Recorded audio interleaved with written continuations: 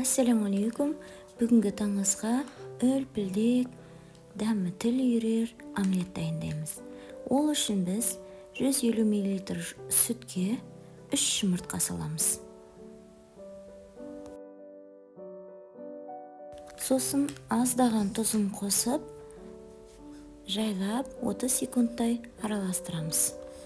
Үкіштен өткізілген 50 грамм сырымызды қосамыз. Тағы да жайлап араластырамыз. Ыдысымызға зәйтүн майын жағып, дайын болған массамызды құямыз.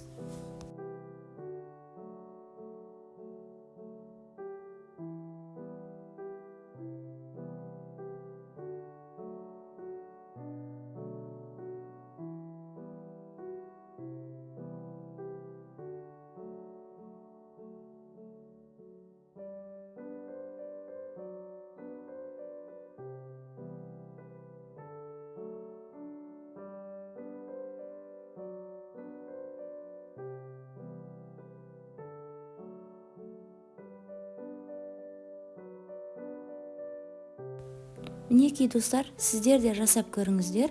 Өте жұмсақ, үлпілдек болып шықты. Таңғысқа таптырмайтын омлет екен. Дәмі деген өте керемет.